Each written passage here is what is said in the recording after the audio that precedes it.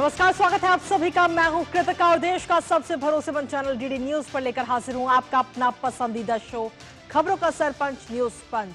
और इस कार्यक्रम के जरिए हम आप तक हर रोज वो तमाम खबरें पहुंचाते हैं जिन पर रहती है हम सभी की नजर, क्योंकि न्यूज पंच में सिर्फ खबर नहीं होती बल्कि होती है हर खबर की पूरी पड़ताल। और आज जिन प्रमुख खबरों की करने वाले हैं हम पड़ताल, जानेंगे लेटेस्ट अपडेट अपने संवाददाताओं से। सबसे पहले एक नजर डालेंगे उन प्रमुख खबरों पर, यानी टॉप लाइन्स पर। और टॉप लाइन्स के जरिए सबसे पहली और प्रमुख खबर आपको बता दें, जहां 25 जिंदगियों का अब हिसाब होगा। जी हां, लूथरा ब्रदर्स की हम बात कर रहे हैं, जिन्हें दिल्ली लाया जा रहा है और उसके बाद में कोर्ट में उनको ले जाया जाएगा। उससे पहले मेडिकल होगा उनका और जिसके बाद में फिर पूरी कार्रवाई आगे चलेगी। आखिर लूथरा ब्रदर्स की पूरी कहानी क्या है, क्योंकि गोवा में जो अग्निकांड क्लब में जो अग्नि लगी थी, जो आग लगी थी, उसमें 25 लोगों की मौत हो गई थी, जिसके बाद में ये दोनों भाई लूथरा ब्रदर्स देश छोड़ के फरार हो गए थे। फिलहाल अब इनके कारनामों का हिसाब किया जाएगा। बताएंगे इस खबर के बारे में विस्तार से आपको। इसके साथ ही जो दूसरी प्रमुख खबर वो है अंतर्राष्ट्रीय जगत से जुड़ी हुई, जहां बीबीसी के ऊपर $10 अरब का जुर्माना लगाया जा रहा है डोनाल्ड ट्रंप की तरफ से। आखिर क्या है ये पूरा मामला और क्या बीबीसी $10 अरब देगा? बीबीसी की तरफ से क्या कुछ प्रतिक्रिया है, इसको लेकर के बताएंगे इस पूरी खबर के बारे में भी विस्तार से आपको। लेकर इसके साथ ही एक और महत्वपूर्ण खबर, जो तीसरी खबर है, वो भी अंतर्राष्ट्रीय जगत से जुड़ी हुई है। बीते रविवार को अभी हाल ही में 2 आतंकियों ने ऑस्ट्रेलिया के सिडनी में आतंकी हमला किया था, फायरिंग की थी आम लोगों पर, और इस दौरान एक शख्स वहां पर मौजूद था जो अकेले ही निहत्था आतंकियों से लड़ता हुआ नजर आया।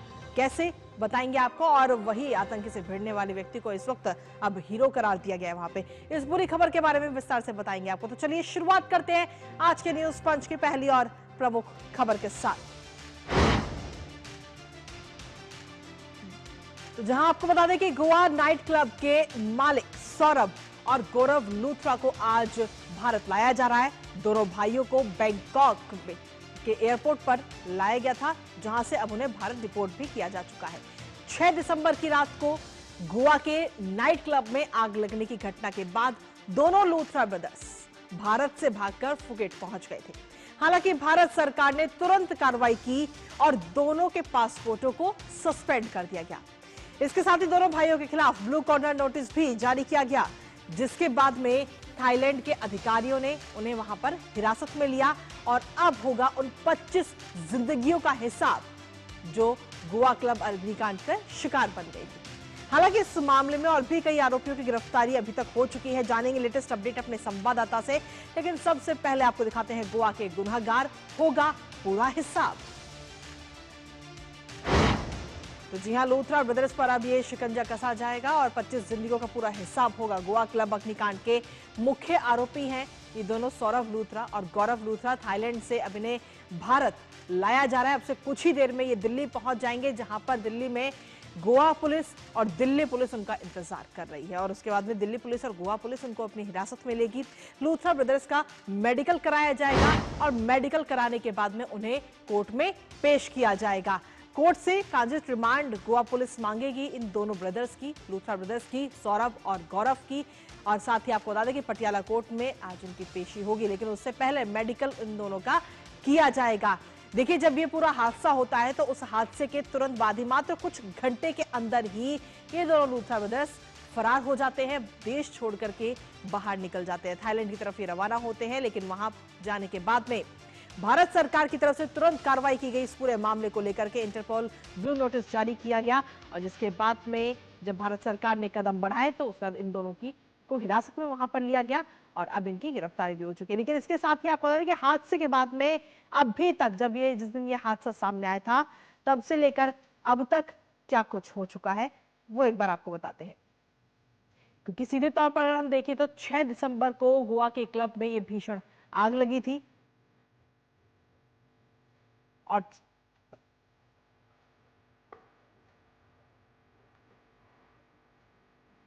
तो 6 दिसंबर को ये भीषण आग लगी थी और इस आग में तो 6 दिसंबर को गोवा के क्लब में ये भीषण आग लगी थी, जहां हादसे में 25 लोगों की मौत हो गई थी। और इस हादसे के तुरंत बाद ही कई सारे वीडियोस भी इसके सोशल मीडिया पर जमकर वायरल हुए थे, जिसके बाद कुछ घंटे के बाद ही जो लूथरा ब्रदर्स है, गौरव लूथरा और सौरभ लूथरा, दोनों ही वहां से भाग निकले। भारत ने इंटरपोल के जरिए ब्लू नोटिस जारी किया तुरंत ही कार्रवाई करते हुए, जिसके बाद 11 दिसंबर को थाईलैंड पुलिस ने दोनों भाइयों को वहां पर हिरासत में ले लिया।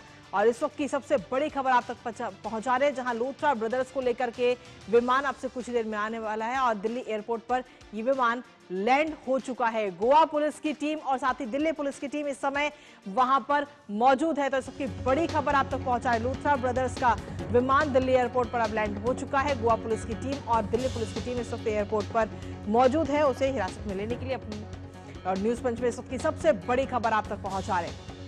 अब उससे हिरासत में लेने के बाद में मेडिकल कराया जाएगा और उसके बाद कोर्ट में उसकी पेशी होगी। हमारे साथ हमारे सहयोगी मुकेश शुक्ला इस वक्त जुड़ गए हैं, सीधा उन्हीं का रुख करेंगे ताजा अपडेट के लिए। मुकेश, क्या कुछ लेटेस्ट अपडेट है आपके पास में? जिस विमान में दोनों भाइयों को लाया जा रहा था, दोनों आरोपियों को लाया जा रहा था, वो विमान अभी फिलहाल लैंड कर चुका है।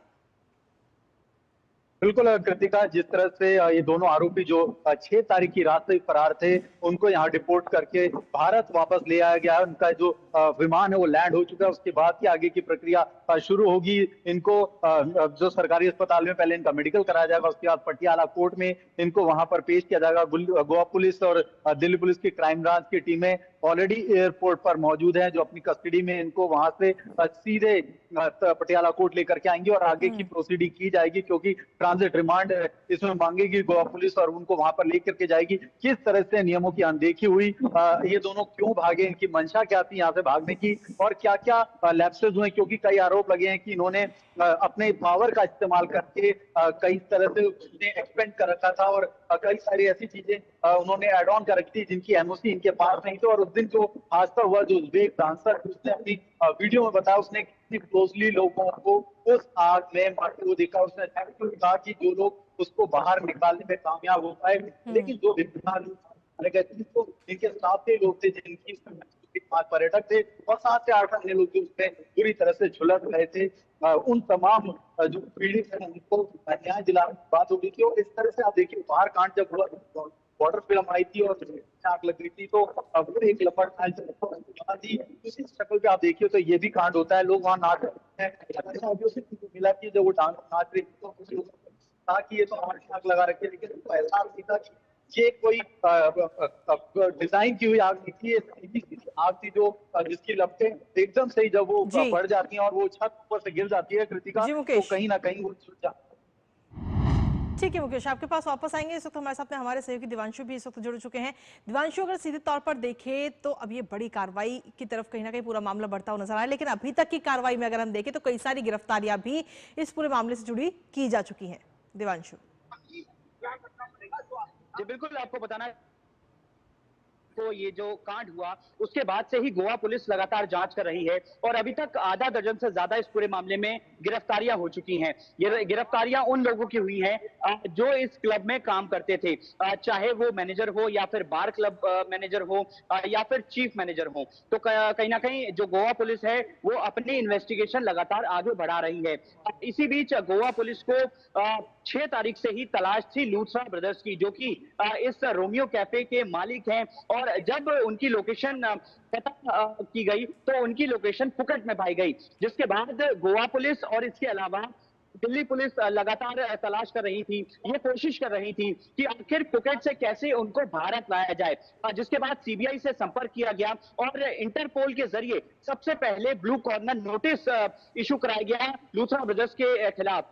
उसके बाद जो हमारी सेंट्रल एजेंसियां हैं वो कहीं ना कहीं जो थाईलैंड की लोकल अथॉरिटीज हैं उनसे संपर्क किया गया और उसके बाद सबसे पहले लूथरा ब्रदर्स को वहां पर डिटेन कराया गया। उसके बाद हम कह सकते हैं कि अब उनका एक्स्ट्राडिशन की जो प्रक्रिया है वो खत्म हुई और आज अब से कुछ ही देर बाद उम्मीद कर रहे हैं कि वो दिल्ली एयरपोर्ट पर लैंड होंगे। हालांकि ये फ्लाइट 1:51 पर लैंड होनी थी, लेकिन करीब 10-15 मिनट के आसपास की देरी से ये फ्लाइट जो है वो लैंड होगी। तो उम्मीद कर सकते हैं कि कुछ ही देरी में ये जो फ्लाइट है वो दिल्ली एयरपोर्ट पर लैंड होगी। और आगे की प्रक्रिया मैं आपको बताना चाहूंगा कि जब लूथरा ब्रदर्स दिल्ली एयरपोर्ट पर लैंड हो गए, उसके बाद गोवा पुलिस जो है इनकी ऑफिशियल अरेस्टिंग करेगी और इनकी ऑफिशियल अरेस्टिंग के बाद इनका सबसे पहले मेडिकल कराया जाएगा और मेडिकल कराने के बाद इनको कोर्ट में पेश किया जाएगा। तो ये कानूनी प्रक्रिया होती है, अगर कोई भी क्रिमिनल अरेस्ट होता है तो उसकी ऑफिशियल अरेस्टिंग, उसके बाद मेडिकल और उसके बाद कोर्ट। इस मामले में जो केस है वो गोवा से जुड़ा है। ऐसे में दिल्ली में गोवा पुलिस को जो है ट्रांजिट रिमांड की जरूरत होगी, जिसके बाद जो गोवा पुलिस है दिल्ली के कोर्ट से ट्रांजिट रिमांड मांगती हुई नजर आएगी और लूथरा ब्रदर्स को उसके बाद गोवा ले जाकर वहां की लोकल अदालत में पेश किया जाएगा और वहां पे गोवा पुलिस उनकी पुलिस कस्टडी भी मांगती हुई नजर आएगी। तो उम्मीद है कि आने वाले दिनों में जो गोवा पुलिस के सामने लूथरा ब्रदर्स हैं वो खुलासे कर सकते हैं। और सबसे पहले मैं आपको अब तस्वीरें दिखाना चाहूंगा। ये दिल्ली एयरपोर्ट का टर्मिनल 3 है और सामने जो आप गेट देख रहे हैं ये दरअसल वीआईपी गेट है और इसी जगह से तमाम जितने वीआईपीज होते हैं या फिर अगर के कोई क्रिमिनल को लाया जाता है तो इसी गेट से जो है बाहर लाया जाता है और उसके बाद यहाँ से जो पुलिस की गाड़ी है उससे में बिठाकर आगे ले जाया जाएगा। फिलहाल आप देख सकते हैं कि यहाँ पर बैरिकेड कर दिया गया है। दिल्ली पुलिस के अलावा जो सीआईएसएफ जो कि एयरपोर्ट की सुरक्षा में तैनात रहती है वो यहाँ पर पूरी तरीके से तैनात है।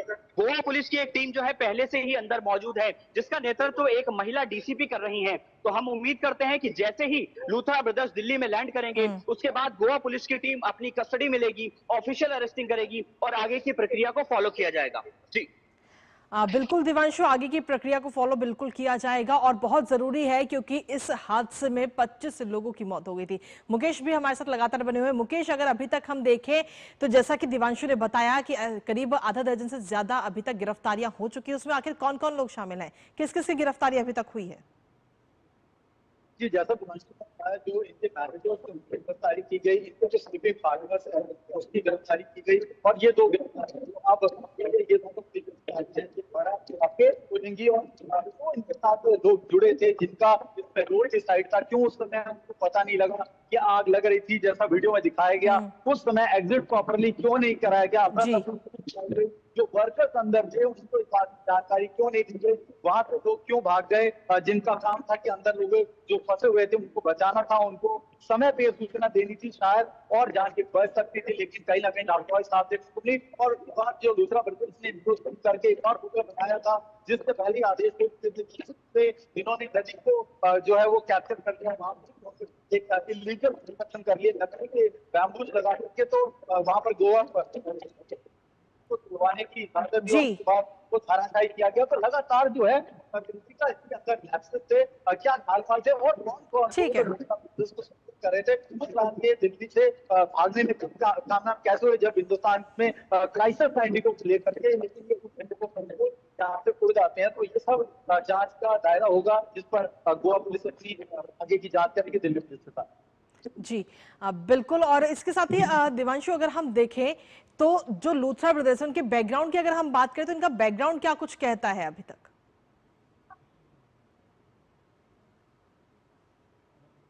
पढ़े लिखे लोग हैं, इन्होंने इंजीनियरिंग की है और लंबे वक्त से ये हम कह सकते हैं कि हॉस्पिटैलिटी के बिजनेस में शामिल है। कई स्टेट्स में और कई शहरों में इनके बिजनेस हैं। एक बिजनेस इनका जो सबसे बड़ा बिजनेस हम कह सकते हैं कि रोमियो जो क्लब है जो कि गोवा में है, काफी ज्यादा वहां से इनका रेवेन्यू आता है। लेकिन जिस तरह से ये घटना हुई उसके बाद से ही हम कह सकते हैं कि रोमियो जो है वो सवालों के घेरे में है। जब रोमियो क्लब में कांड होता है जो नियम और कानून है उनको ताक पर रखा गया, अच्छे से उसका अगर किसी भी घटना होती है तो उसका वहां इंतजाम नहीं था। तो हम कह सकते हैं कि रोमियो क्लब तब से ही सवालों के घेरे में आया है और लूथरा ब्रदर्स तो हम कह सकते हैं कि काफी बड़े बिजनेसमैन हैं ही। इसके अलावा जो अजय गुप्ता है वो भी उनका वन ऑफ द पार्टनर है, करीब 20% के आसपास का पार्टनर जो है वो अजय गुप्ता है। इसके अलावा कई ऐसे जीएसटी नंबर हैं वो भी अजय गुप्ता के नाम पे रजिस्टर्ड है, कई ऐसे डॉक्यूमेंट हैं वो भी अजय गुप्ता के नाम पे रजिस्टर्ड है। लेकिन ये तमाम कुछ और सवाल हैं जो कि गोवा पुलिस जो है वो पूछना चाहती है इन तमाम आरोपियों से। और यही वजह है कि अब लूथरा ब्रदर्स जब पुलिस कस्टडी में आएंगे तो लूथरा ब्रदर्स का आमना सामना कराया जाएगा अजय गुप्ता से। दोनों को आमने सामने बिठाकर उनसे पूछताछ की जाएगी और जो सवालों के जवाब अभी तक गोवा पुलिस को नहीं मिले हैं उनके जवाब जो हैं ये तीनों अपनी पूछताछ में बोलते हुए नजर आएंगे। इसके साथ ही दिवांशु, अगर हम देखें तो जब भी कोई होटल बनता है या कोई रेस्टोरेंट बनता है या कोई क्लब बनता है तो उसके अपने अपने नियम होते हैं कि अगर कोई इमरजेंसी होती है तो उस टाइम पे वहां पर जो लोग हैं उनको कैसे बाहर निकाला जाएगा। लेकिन जैसा कि हमने अभी तस्वीरों में भी देखा, 6 तारीख को जब ये आग लगी तो वहां से एग्जिट करने के लिए जगह ही नहीं मिल रही थी, जिसकी वजह से 25 लोगों की वहां पर मौत हो गई। लेकिन जो बाकी आपने बताया कि इनकी पूरी एक चेन है, कई सारे रेस्टोरेंट है, कई होटल भी हैं इनके, तो क्या वहां पर भी इसी प्रकार की स्थिति है दिवांशु? बिल्कुल, आपको बताना चाहूंगा कि इनका जो एक बिजनेस दिल्ली में भी है, वहां पर जब गोवा का कांड हुआ उसके बाद दिल्ली का जो प्रशासन है इनके दिल्ली वाला जो इनका सेटअप है वहां पर पहुंचता है। हालांकि वहां पर जो मैनेजर पुलिस को लोगों को मिलते हैं, कहना था जो नियम और कानून है उनको प्रॉपर फॉलो किया गया है। तमाम जितने लाइसेंसेस वगैरह हैं उनको फॉलो किया गया है, वहां पर उनके पास हैं। लेकिन कुल मिला के कुछ और ऐसे बिजनेस हैं जो इनके सवालों के घेरे में हैं। उम्मीद कर रहे हैं कि उन पर भी अगर उनके खिलाफ अगर कोई भी सबूत पुलिस को मिलता है या फिर वहां की लोकल अथॉरिटीज को मिलता है तो उन पर भी कार्रवाई होती हुई नजर आएगी। बिल्कुल, और इसका अब पूरा कहीं ना कहीं देखें तो जो इनके बाकी होटल्स है, जो पूरा साम्राज्य है इनका, उनकी भी जांच अब आगे आने वाले समय में होती हुई नजर आएगी। मुकेश भी हमारे साथ लगातार बने हुए। मुकेश, अभी फिलहाल किस तरीके का माहौल वहां पर कोर्ट में दिख रहा है और पेशी का क्या कोई अभी तक समय निर्धारित किया गया है कि कितने बजे लूथरा ब्रदर्स को पेश किया जाए कोर्ट में? मुकेश,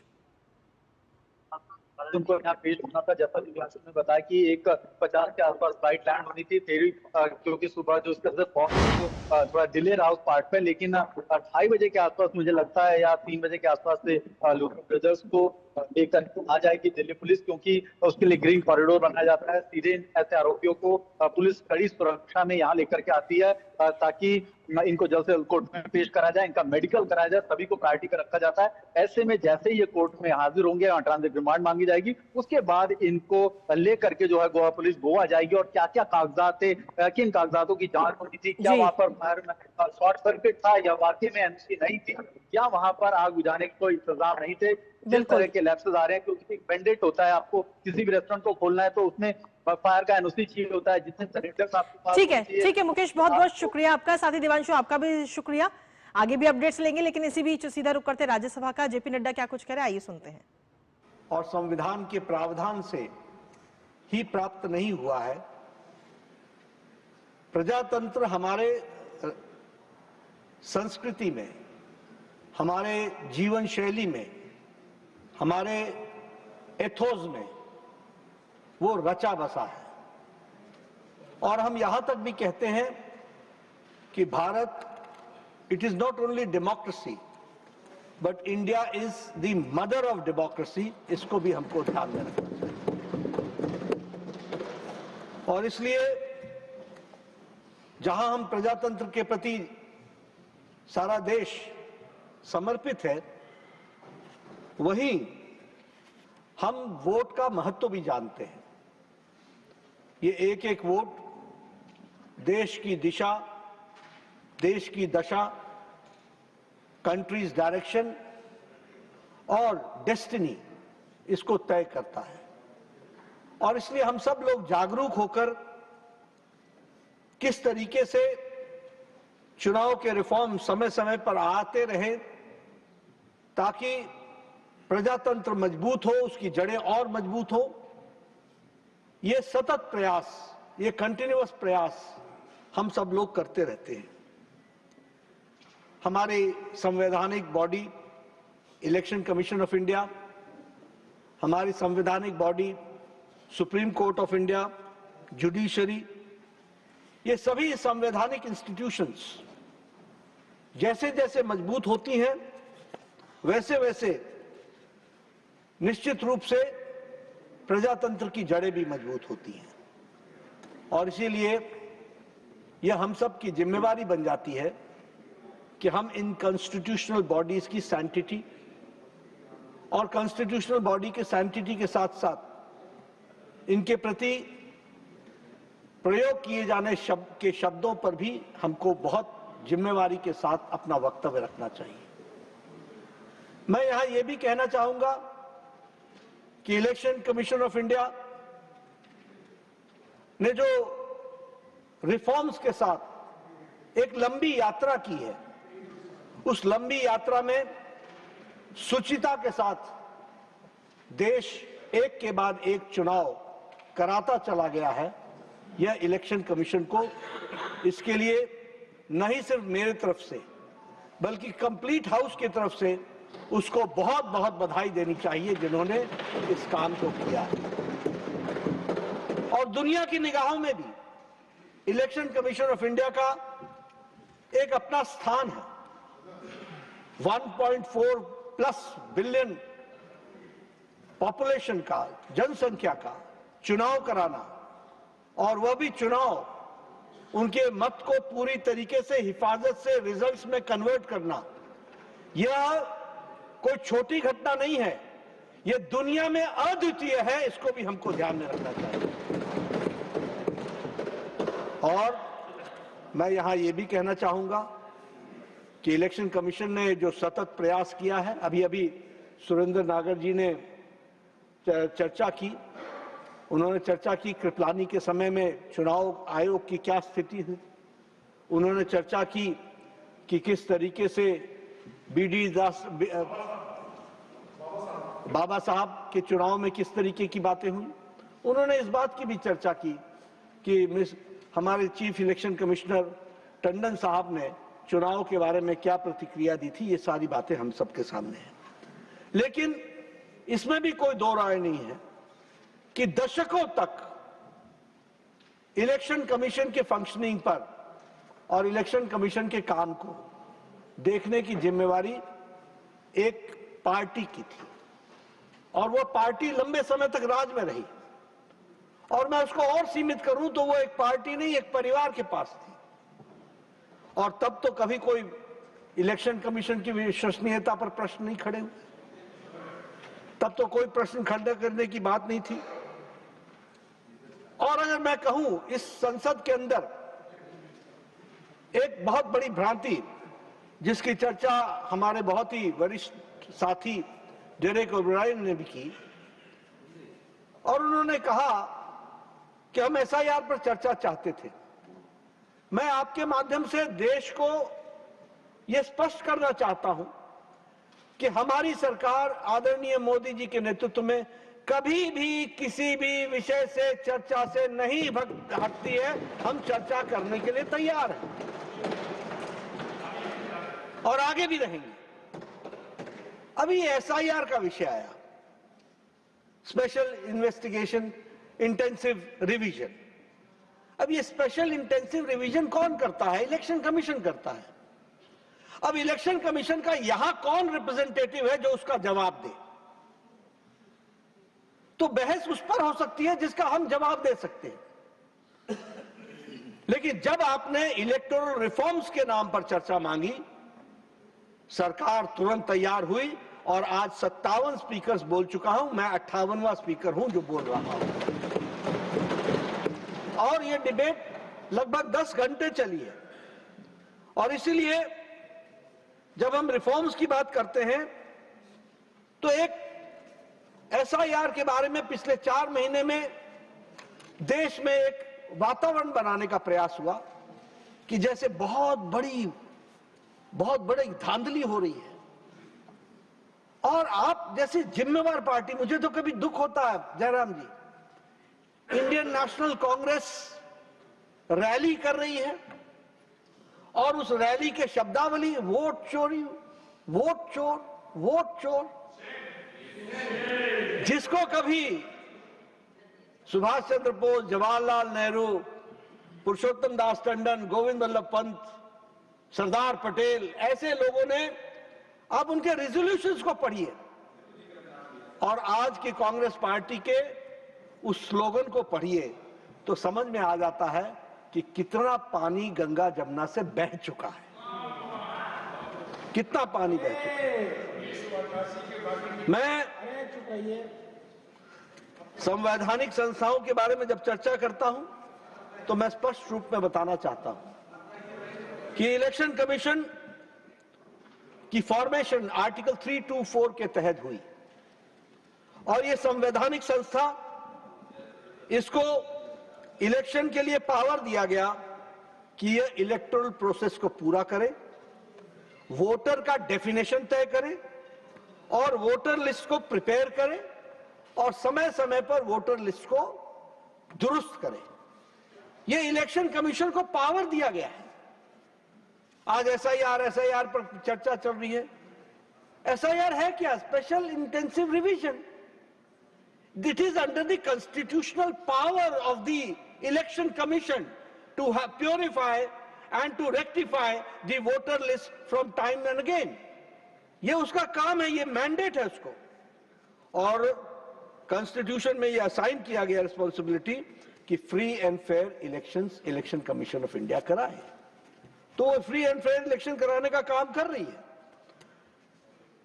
अभी जब ये responsibility preparing of the voter list आती है तो आर्टिकल 324 पार्ट 15 यह ताकत देता है इलेक्शन कमीशन को कि कंप्लीट कंट्रोल में इलेक्शंस करवाए, लोकसभा का, राज्यसभा का, प्रेसिडेंट ऑफ इंडिया का, वाइस प्रेसिडेंट ऑफ इंडिया का। यह ताकत उसको दी है। आर्टिकल 325 ने यह ताकत दी है कि वह इंश्योर करे कि no eligible voter is excluded from the voter list. No eligible voter to be excluded from the voter list, and no ineligible voter should be included in the voters list. और article 326 ये बहुत ही महत्वपूर्ण है और ये special intensive revision को define करती है कि वो उसका एलिजिबिलिटी, क्वालिफिकेशन और conditions for being a voter तय करे। इन तीन आधारों पर वो तय करेगी, उसको डिफाइन करेगी वोटर को, एलिजिबिलिटी, क्वालिफिकेशन एंड कंडीशंस। और कंडीशंस क्या है? अब ध्यान से सुनिएगा। कंडीशन सबसे पहला है ही और she should be the citizen of India, Republic of India. उसको सिटीजन होना पड़ेगा, वो 18 वर्ष से ऊपर का होना चाहिए, मानसिक रूप से स्वस्थ होना चाहिए और कोई क्राइम और करप्शन में उसका इन्वॉल्वमेंट नहीं होना चाहिए। और इलेक्शन कमीशन को मैंडेट है कि वह इसको स्ट्रिक्टली इस एलिजिबल क्राइटेरिया को पूरा करे। अब ये पूछते हैं कि एसआईआर क्यों, एसआईआर क्यों, एसआईआर क्यों?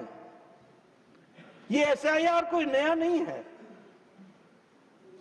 ये डेमोक्रेटिक प्रोसेस में 1952 से शुरू हुआ था। 1952 में जब ये हुआ तो उस समय जवाहरलाल नेहरू प्रधानमंत्री थे।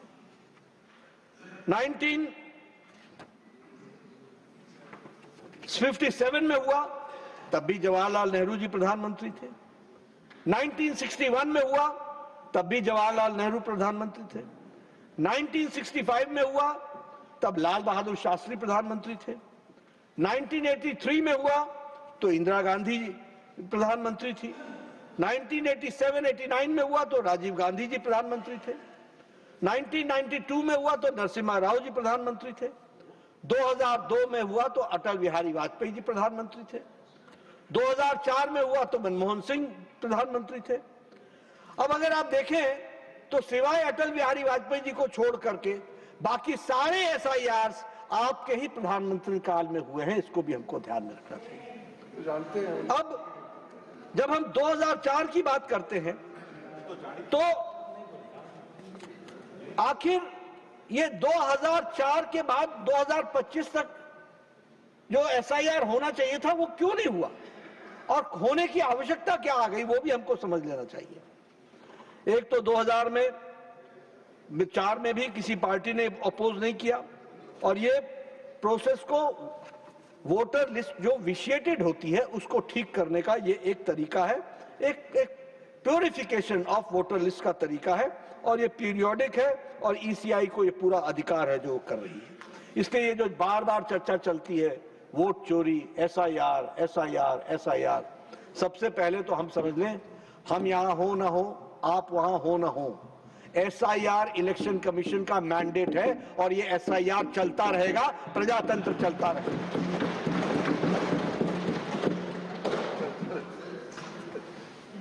एक बहुत ही महत्वपूर्ण घटना घटी। अब देखिए कॉम्प्रोमाइजेस कैसे होते हैं।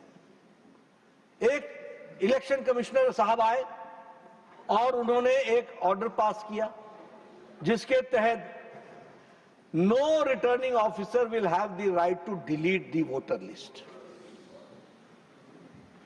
This is a shift from the course of action which election commission was taking. और आज जब हम 2025 में खड़े हैं, तब तक नेम्स का डिलीट होना नहीं हुआ। इसके कारण a huge number of votes which were to be deleted were not deleted because somebody died, somebody got married and went to another place, somebody got transferred, somebody moved out from the state. लेकिन 2004 से 2025 तक अभी तक वो voter list से delete करने का अधिकार रिटर्निंग ऑफिसर का ले लिया गया। आप बताइए, अब ऐसे समय में सभापति जी, एसआईआर का महत्व कई गुना ज्यादा बढ़ जाता है कि नहीं बढ़ जाता है?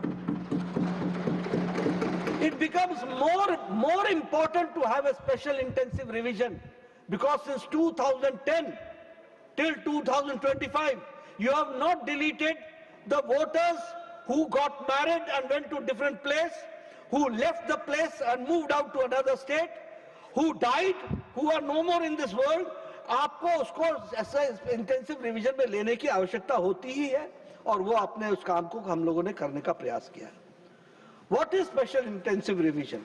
It is to remove the names of the dead, selectively delete the foreign nationals and cut the double voters. अब double voters भी हैं। अब मैं इस पर चर्चा नहीं करूंगा। Tiruchi Shiva wants to intervene. Only on point of order. चलिए। Inform. We just want to clarify. तो चुनाव सुधारों को लेकर ये चर्चा इस वक्त चल रही थी, जिसमें चर्चा में शामिल होते हुए जेपी नड्डा नजर आए। राज्यसभा से सीधी तस्वीरें आपको दिखा रहे थे। इस दौरान एसआईआर के मुद्दे को लेकर के विपक्ष की तरफ से जो तमाम सवाल जवाब किए जा रहे हैं, उस पर भी जवाब देते हुए जेपी नड्डा नजर आए। उन्होंने कहा कि ये देश पहले भी था, आगे भी चलता रहेगा, लोकतंत्र चलता रहेगा और एसआईआर की प्रक्रिया भी चलती रहेगी। आप वहां रहें या ना रहें, हम रहें या ना रहें, लेकिन एसआईआर की प्रक्रिया चलती रहेगी। तो सीधे तौर पर एसआईआर के मुद्दे को लेकर तमाम जवाब देते हुए जेपी नड्डा इस दौरान नजर आए। उन्होंने कहा कि एसआईआर की प्रक्रिया कोई पहली बार नहीं हो रही है, इससे पहले भी कई बार एसआईआर की प्रक्रिया हो चुकी है, तो आखिर इस बार ही क्यों इतनी समस्या एसआईआर को लेकर हो रही है। इसी के साथ चलिए वापस रुख करेंगे तमाम खबरों का,